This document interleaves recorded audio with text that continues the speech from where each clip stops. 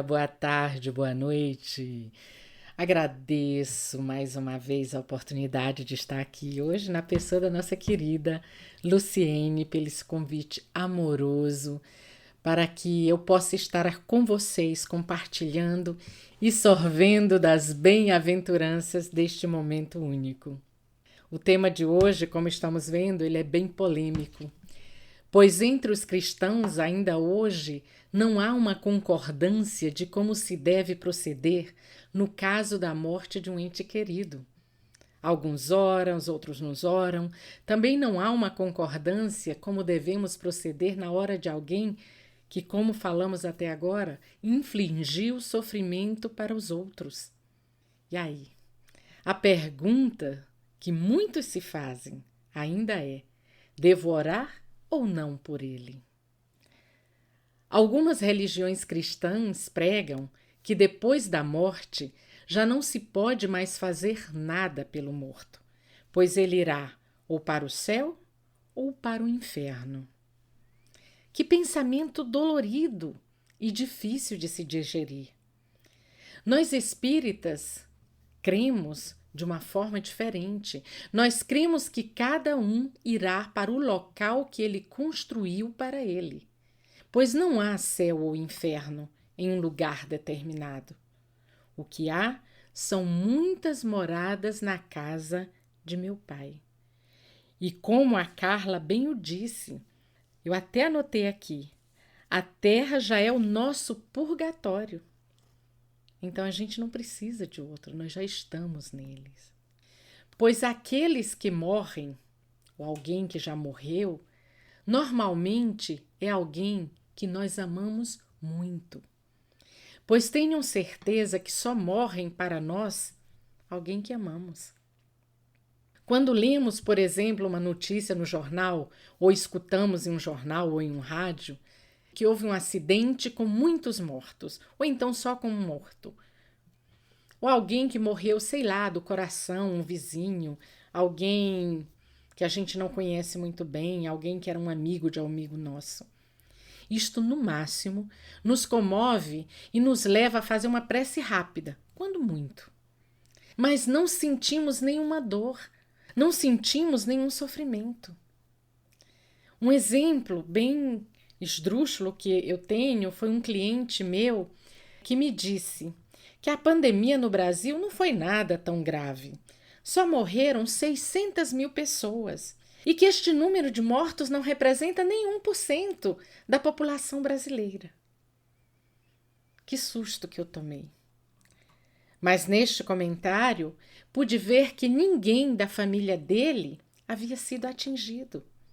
Senão ele pensaria diferente. Pois pensem bem, uma família com pai, mãe, um filho, 2 ou 3 filhos.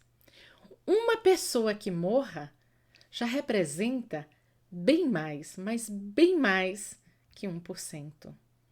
Ela representa um amor, um ente querido que perdemos, alguém que vai fazer uma falta tão grande que nada compensará. E isto vale também para os criminosos, pois não há ninguém nesse mundo que não seja amado por alguém, no mínimo por uma mãe. Como dizia o Chico Xavier, as cadeias estão cheias de mães que vão lá consolar os filhos que se encontram. Então, toda pessoa que desencarnou um ente querido para alguém em algum lugar do planeta ou da pátria espiritual. Por isso, quero deixar para vocês a reflexão que cada um deve fazer para si mesmo. O que significa para mim uma vida? E quando o corpo de alguém que amamos desencarna, morre, pois como nós sabemos, somente o corpo morre.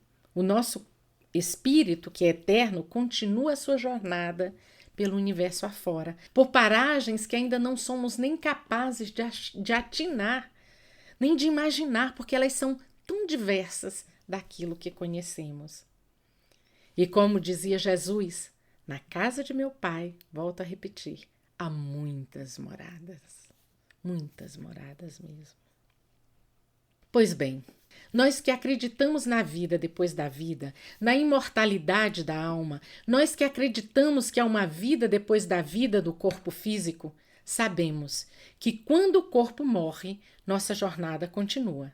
E que quando o nosso corpo físico material morre, nós vamos continuar a nossa jornada do outro lado da vida. Exatamente como, ou melhor dizendo, exatamente a partir do patamar evolutivo em que nos encontramos no momento do desencarne. Após um pequeno período de perturbação natural que ocorre após o desencarne, após a nossa readaptação no mundo espiritual, recomeçamos esta jornada de que falei. E quando não nos preparamos bem, no decorrer da nossa existência, pode ser que nos encontremos em uma situação bem difícil. Ou talvez estejamos até bem e começamos a trabalhar no mundo espiritual. Ou continuemos a aprender. Há muitas possibilidades. Tanto faz em que patamar nós nos encontremos. Uma oração, ela sempre é bem-vinda. Mas alguns podem dizer, mas a pessoa já está morta. E se ela foi para o inferno, ou para o umbral, ou para o céu, o que é que a minha oração vai alterar para esta pessoa? Bom, muita coisa, podem ter certeza. Muita coisa mesmo. Porque esta prece que você vai fazer, que eu vou fazer, esta prece ela pode trazer alívio, consolação, esperança, distribuir força. E como disse a Lucimar, ela pode ajudar a refazer o caminho deste espírito. Então, uma prece, ela vale muito. E como disse Kardec, no Evangelho, segundo o Espiritismo, a prece é uma invocação mediante a qual o homem entra pelo pensamento, olha só, pelo pensamento, em comunicação com o ser a quem se dirige. Se eu faço uma prece por alguém encarnado, ela chega lá. Se eu faço uma prece por um desencarnado, ela também chega. Porque nós vamos nos comunicar de espírito para espírito. Então, nós podemos orar por nós mesmos e por outrem, pelos vivos ou pelos mortos. A oração, ela é sempre benéfica. Pois para nós que cremos em uma vida futura, que foi a mensagem do Cristo, foi a mensagem que ele veio nos trazer, basta pegarmos qualquer um dos evangelhos e lermos, todos tratam disso, da certeza que há uma vida depois da vida. E aí vem a pergunta, a gente falou até agora, mas então, por que o espírito sofre? Não é? A gente vai ter uma vida depois da morte, a gente desencarnou, a gente vai ficar em paz, morreu, tranquilizou, né? Como o exemplo que a Lucimar deu da amiga dela. Morreu, tá tudo certo. Então, sofre esse espírito, não sofre? Ele sofre sim. E por que ele sofre? Ele sofre em decorrência das consequências que ele tem que arcar por tudo que ele faz. Se seus atos foram bons, as consequências serão boas. Se seus atos foram ruins, estas consequências serão ruins. No Evangelho de hoje, Kardec é bem claro quando ele diz que os espíritos sofredores reclamam preces e estas preces lhes são proveitosas. Porque verificando que há neles, pense bem, todas as vezes que a gente manda uma prece, os espíritos recebem e eles vão lá e vão verificar o que há nesse espírito. É como vai ser feita essa avaliação e aí vai ser avaliado. Merece ele a prece? Não merece? Como vai ser agora? Vai ser depois? Quanto tempo vai levar para essa prece ser atendida? Ela será sempre atendida, mas a questão é quanto tempo, porque vai depender do merecimento de cada um. Porque a prece tem sobre cada pessoa que a gente ora uma ação direta. ela reanima, ela incute o desejo de se elevarem através do arrependimento, pela reparação. Ela possivelmente ela vai desviar do mau pensamento que a gente possa estar tendo naquele momento. E é isso que o Livro dos Espíritos nos fala na questão 664. Vá dar uma lidinha. Será útil que oremos pelos mortos e pelos espíritos sofredores? E neste caso, como lhes podem as nossas preces proporcionar alívio e abreviar os sofrimentos? Têm elas o poder de abrandar a justiça de Deus? A prece não pode ter por efeito mudar os desígnios de Deus, mas a alma por quem se ora experimenta alívio, porque recebe assim um testemunho do interesse que inspira àquele que por ela pede, e também porque o desgraçado sente sempre um refrigério quando encontra almas caridosas que se compadecem de suas dores. Por outro lado, mediante a prece, aquele que ora concita o desgraçado ao arrependimento e ao desejo de fazer o que é necessário para ser feliz. Neste sentido, é que se lhe pode abreviar a pena, se por sua parte ele secunda a prece com a boa vontade. O desejo de melhorar-se, despertando pela prece, atrai para junto do espírito sofredor espíritos melhores que o vão esclarecer, consolar e dar-lhes esperanças. Jesus orava pelas ovelhas desgarradas, mostrando-vos desse modo que culpados vos tornaríeis, se não os fizesseis o mesmo pelos que mais necessitam das vossas preces. Eu acho que essa resposta ela foi um resumo de tudo aquilo que a gente já falou até agora e um pouquinho mais. E no livro Céu e Inferno, nós também encontramos no capítulo 7 muitas coisas que falam sobre o Código Penal da vida futura. E eu recomendo muito a leitura deste livro, ele é muito esclarecedor, tanto para o tema de hoje como para outros temas. E tem um trechinho lá que eu gosto bastante, que diz assim: a alma traz consigo o próprio castigo ou o prêmio onde quer que se encontre, sem necessidade de lugar circunscrito.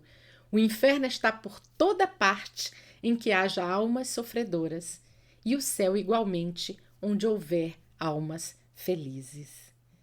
E isso foi um trecho que me calou muito quando eu li, porque eu lembro que desde pequenininha eu discutia com o padre quando ele falava de céu e inferno. Eu dizia, não, padre, o inferno é onde eu tô ruim. Se eu estiver bem, eu tô no céu.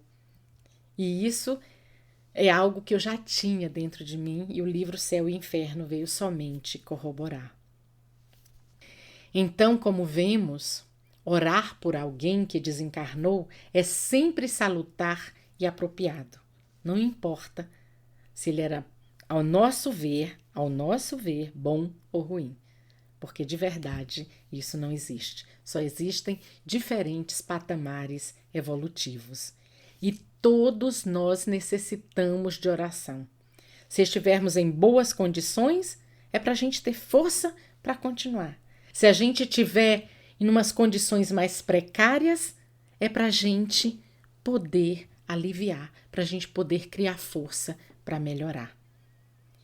E a pergunta 662 do Livro dos Espíritos também deixa isso muito claro. Vou dar uma lidinha para vocês. Pode-se com utilidade orar por outrem? Resposta: o espírito de quem ora atua pela sua vontade de praticar o bem. Atrai a si, mediante a prece, os espíritos bons, e estes se associam ao bem que deseje fazer.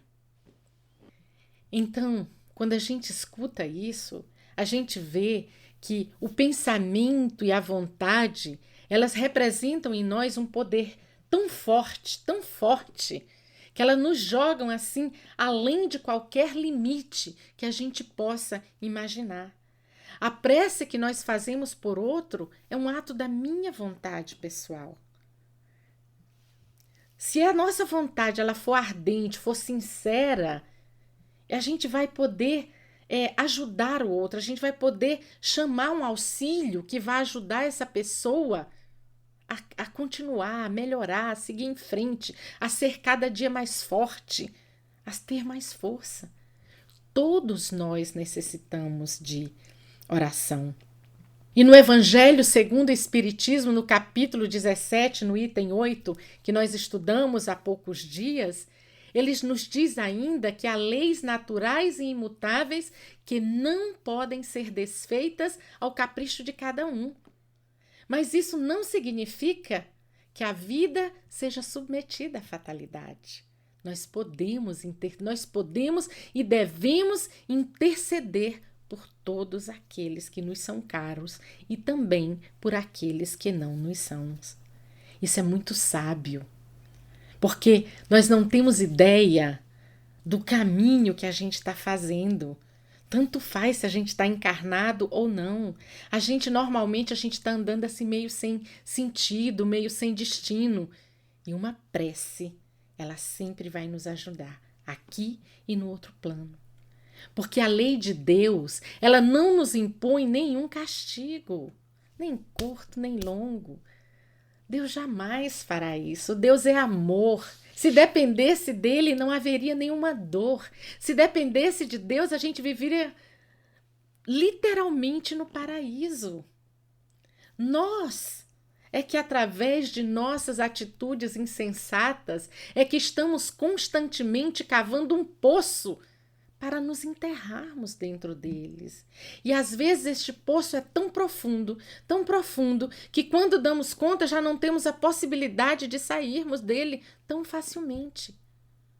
E para isso é necessário muito trabalho e amor para conseguirmos.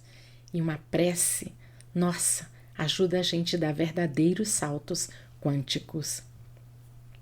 Neste momento em que oramos por alguém, nós jogamos sobre ele, como já foi dito, esse bálsamo, que dá a ele a possibilidade de respirar, né? Dá aquele alívio. E neste momento ele dá aquela melhorada e vai se reequilibrando, e a cada oração que fazemos por ele, ele dá um passo a mais. Isso até lembra uma história que eu ouvi do Divaldo Franco, que ele disse que uma vez ele leu num jornal que um pai de família tinha 10 filhos e ele, por motivos que não interessam, ele se suicidou. E ele sentiu-se tão compadecido que ele começou a orar por esse estranho. E ele nem sabia quem ele era, né? Ele orava e orou durante 15 anos. E 15 anos depois, ele um dia estava muito triste, ele estava com um problema e ele apareceu para ele um espírito muito iluminado que o tentava consolar. E ele nem sabia quem era esse espírito, era um que ele nunca tinha visto antes. E aí esse espírito disse para ele: Divaldo, não chore, não fique preocupado, porque se você ficar, eu também ficarei. Divaldo disse: mas quem é você, né? Eu não te conheço. Ele disse: mas eu te conheço. Eu sou aquele que você há 15 anos ora por mim. E eu agradeço a você, porque você foi a única pessoa que orou por mim. E essas suas orações foram para mim bálsamos, foram refrigério. A cada oração que você fazia foi aliviando os meus sofrimentos e foi diminuindo as minhas aflições, até que eu consegui ter a possibilidade de sair daquele local terrível que eu me encontrava, daquela situação tão periclitante em que eu me encontrava. E eu te agradeço.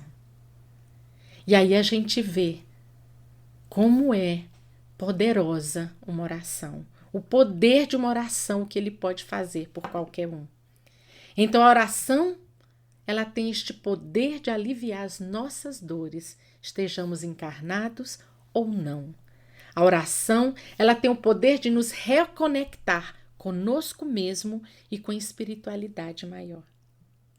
E por isto, devemos orar por todos aqueles que se foram diante de nós, pois um dia, certamente, seremos nós que estaremos lá, com toda certeza. É a única certeza que a gente tem nessa terra, que um dia nós também vamos para a pátria espiritual. E com certeza ficaremos muito felizes por cada prece, por cada oração que recebamos. Agradeço a atenção de vocês, agradeço a oportunidade de estar aqui e até uma próxima vez.